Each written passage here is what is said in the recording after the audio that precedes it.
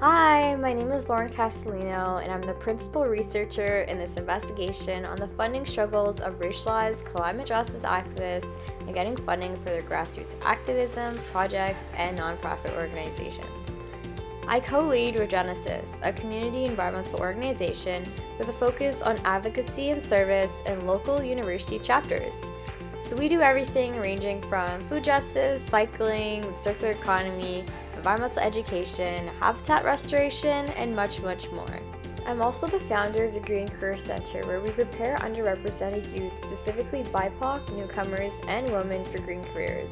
We host green career events, conduct community-based and participatory research, and develop useful and impactful resources. Doing this research means so much to me as a racialized climate justice activist. I've been involved in the sustainability space for well over a decade, and within the nonprofit sector for the past 7 years now.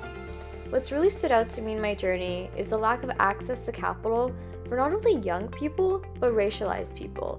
There are so many barriers that get in the way of accessing the capital that we need for climate justice.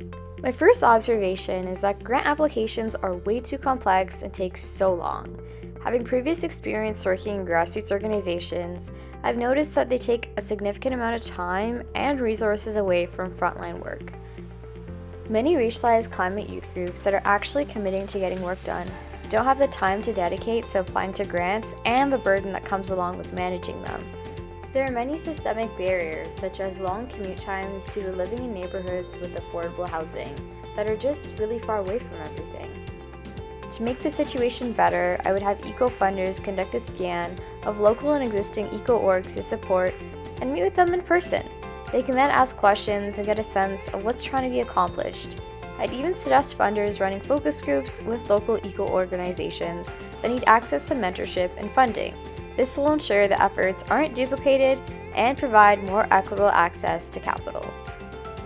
I'd also say, as a Master's of Environmental Studies student, I'm super busy doing school full-time, and I can't fully dedicate time to writing grants to fund my climate work. One suggestion to funders would be to get in touch with or hire a grant writing or fundraising agency to provide pro bono support to racialized climate justice activists. They can assist with finding opportunities and writing the grants, and this will allow us to not be too overburdened while pursuing our studies. The next issue I want to talk about is restrictive project-based funding. Grant funds are often issued on a per-project basis, often only lasting 6 months to a year, or at most 2 to 3 years.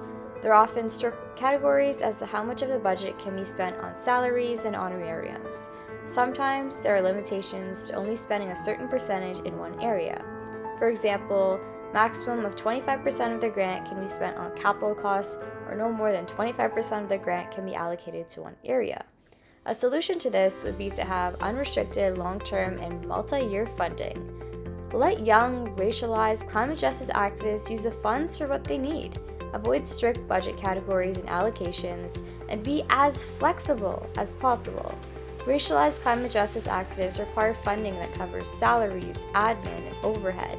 They also need enough funding to allow their organization to last year over year, as opposed to dying once a project ends. This will give us more momentum in seeing that our climate work lasts for years on end in a sustainable way.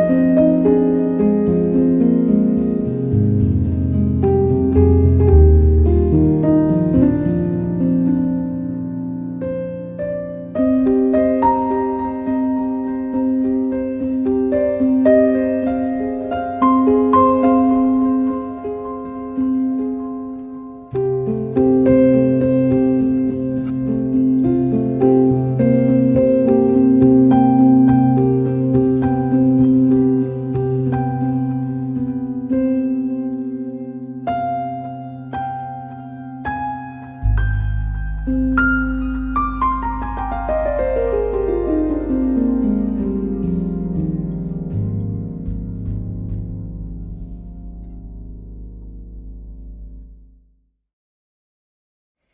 name is Nika Moini. I'm 27, located in Coquitlam, BC, and have lived in Toronto and Ottawa. I'm Iranian Canadian and was born in Tehran but have dual citizenship and grew up in Canada. I've been privileged to have a bachelor and master's degree in international affairs and have worked in public policy in the Canadian government. My climate work focuses on the future of sustainable food systems, promoting sustainable, healthy diets, and reducing food waste through advocacy and educational workshops. I've been running my nonprofit, Youth Climate Save Canada, and doing various advocacy actions while working full-time, and it's difficult to contribute due to needing to work to provide an income for myself. I've moved back with my parents now to reduce costs and be able to do my climate work full-time, but I'm taking on debt to maintain my activism. Many activists like myself are taking on multiple jobs due to being low income. Unable to fully participate in the climate work without having sufficient means to provide for ourselves, we're often low income due to multiple systemic barriers. One solution is for grant applications to allow us the option to pay ourselves for our work at a living wage and not limit us to $50 to $500 honorariums or gift cards. Another solution is to connect us with affordable housing and living solutions that allow us to pursue this work full time. Another problem young activists face is feeling tokenized and not taken seriously. This looks like needing a third party to manage our funds, having excessive meetings and check-ins with us that makes us feel untrusted, and a solution is having community consultations on the grant program design and the grant program requirements and delivery. Meaningfully engaging with us in various means and ways to know how we would like the grant program to be designed, such as paid interviews, focus groups, and surveys. Believing in us and not undermining our work with paternalistic practices, like telling us what to do rather than letting us think and execute our work for ourselves. By helping activists secure a living wage for their vital climate work and involving them in the design of grants, we can help move the needle to ensure climate activists feel supported and are able to continue doing work that makes a difference. Hi, my name is Cheyenne Sundance, and I'm a co-founder of Sundance Commons, which is an agricultural nonprofit focused on land access, equipment, and mentorship for new farmers who are starting out in agriculture. So the struggles I'm currently going through with obtaining funding are two main ones. One is when I write grants, sometimes there's not sufficient feedback. So let's say I spend a lot of time writing a grant, but I'm actually not told why I got declined. Knowing why would actually help my grant writing and thus make things a lot easier for me in the future.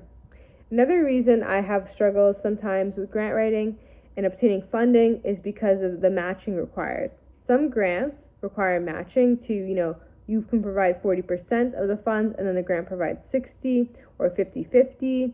Currently right now I'm writing a grant for $200,000, but it's at 30% matching. So how is a small nonprofit going to actually get that money up front to then be eligible? It's kind of like a cat-mouse thing, where I believe that there needs to be options for youth to apply for large funding and not have to do grant matching. So solutions I see for lack of sufficient feedback is going to be looking like there's someone at the grant office or the organization that's giving out the grants that can actually include the reasons why. A simple email would also suffice. For requiring match funding, a solution for that is for funders to really take the leap. And in my opinion, having a trustee that we have, which is amazing as a nonprofit, is okay. I think having a trustee should be enough, and I don't think matching funds makes sense. I believe that if the matching is required, that there should be a lower grant available in terms of a denomination. So that's what I have to say.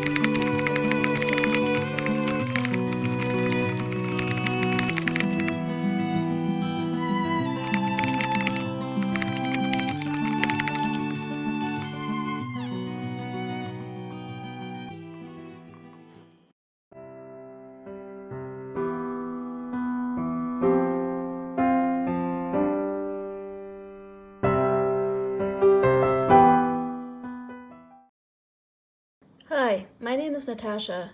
I'm a youth climate justice organizer and activist. I'm trans and racialized, and I'm also the child of refugees. I believe that climate justice and land back are responsibilities we all hold towards the land and the original indigenous stewards of the land. Being a youth climate justice organizer activist is challenging, especially engaging with funders. Here are some of the challenges I wish more climate justice funders would consider. Intellectual property theft, funders stealing our ideas, excessive reporting requirements that take more capacity and resources than youth organizers have. Here are some solutions we wish we would like climate justice funders to consider. Do not steal our ideas. It is as simple as that. Pay us for our ideas. Hire us to be the project manager for our ideas. You know we have the experience. Pay us well and fund our projects appropriately. Funding us and our projects appropriately allows us to hire folks to collect and interpret the reporting data. And on a final note, here's a call-in for fellow youth organizers and activists, not just in climate justice. Let's build a cooperative, an organization of youth organizers and activists that will serve our best interests, help us protect our intellectual property, support us in negotiating fair, equitable contracts and salaries, and become a trusted hub for funders to contact us and send us funds. Thanks. Have a good one. Hi, my name is Jordan, and I'm committed to drive progress on climate action. Across my journey, I've led many initiatives and founded various organizations to do just that. So far, I've empowered over 900 youth, raised $150,000, and catalyzed over 20 projects. However, funding has been at the center of my struggles. Whether it was obtaining sufficient funding to maintain the quality and longevity of the initiatives, or juggling the commitments I had with my studies in engineering or work co-op experiences. I'd like to highlight two of those problems today. The first is the issue of misplaced funding in initiatives that don't create tangible impact. I reflect to my experience during school, where I saw many conferences and social media campaigns being organized that created a lot of positive inspiration and energy, but not necessarily the channels and platforms for inspired members to come together and take concrete action. They were oftentimes left without an idea of where to place that motivation. So I co-founded Impact Alliance, a campus climate network that organized a conference bringing all the campus groups together, from student clubs to offices and departments, and then fostered programs that would encourage partnerships between those groups following the event in the form of monthly partnership pitches and meetings that ultimately reduced the amount of duplicated effort, reduced the competing attention for the student body, and amplified impact, whether that was in the form of equity improvement panels between the office and the club, or student climate workshops that brought in departmental knowledge with student groups. And the funding that I received was not only directly through the institution, but also from community organizations and sponsors in the region. Youth also don't always have access to spaces that funders interact with, or the privilege of being in those spaces where funders that don't necessarily have platforms like websites or application portals to apply to. And so with these problems and the lessons that I learned, I'd like to recommend that funders look to support these groups through liaising with community organizations that know best what initiatives are being placed and those groups that are creating the impact and that have the plan. The second problem that I'd like to highlight is that of intermediaries distributing funding. What this looks like is a funding body providing a pool of funding to an intermediary that distributes that to different youth groups or youth leaders. However, these groups are not able to foster a relationship with the funder directly because they're coordinating with intermediary. They also have to experience longer lead times in communication because 3 bodies are communicating rather than just 2. Oftentimes, funding is also taken from the pool available for the intermediary and doesn't allow the greatest extent of capital to be distributed to those initiatives. So I would recommend these funders to look for youth cooperatives, for example, that represent interests and know about the initiatives that are truly making impact on the ground. as well as reaching out to any of these bodies directly by simply communicating with the organizations in the space, and through that, create a greater impact. I hope with those recommendations, we can create a more favorable funding landscape and a better system for all. My name is Atreya Lewis, and today I'm going on a nature walk in Rouge Park, Ontario to talk about false solutions in climate change. As an Indigenous person who grew up in Toronto, it's always been difficult to fully connect to the natural world, as I had to navigate the concrete jungle of a busy city and was stuck in systems of education and healthcare that were very exclusive and did not include climate justice policies. Growing up, I always had a very deep understanding of Anishinaabe traditions and culture, how we navigated the world we stand on, from the medicine wheel to big circle ceremonies to prayers we did at events, and also just in general the way we talked about the natural world and the history of our people. My most recent engagement with climate justice action was in a webinar run by Indigenous Climate Action discussing false solutions to climate change and how we can think differently. One of the speakers, Thomas Joseph, spoke of how false solutions frame climate change as a subject that can only be discussed as long as it conducts business as usual, and that the main focus should be just reducing emissions and having more technology fixes like carbon capture, rather than address what's the root of the source of the cause of climate change. Another example discussed was the offshore windmill proposal in Northern California, the main concern of the forest offset project as well, that will continue to target ancestral territories being used as carbon sinks, that there was bribing and dividing of community to sign 100-year contracts that will continue pollution. Through these contracts, there are often a lot of narrative and language wars. False solutions continue to include paternalistic attitudes in sovereignty towards Indigenous peoples and how we should manage our affairs. It's important to recognize that Indigenous peoples have been practicing a just transition and renewable energy sources and sustainable ways of living since time immemorial, and that we will continue to do so. We need to divest from corporations and invest in community. How can we meaningfully engage with the land, and how can we be physical manifestations of our ancestors? Hello everyone, I'm Basar, a climate justice activist from Bangladesh. Today I want to talk about a crucial issue that many of us in the Global South face, the complex world of funding for our projects. You know, starting a project isn't just about having a great idea. It's about navigating a sea of requirements that can feel overwhelming. Imagine being on welfare and trying to figure out how to purchase insurance or go through background checks for your project. It's like facing a wall that keeps getting higher and higher. And what about the need to be an alumni of certain programs to even apply for funding?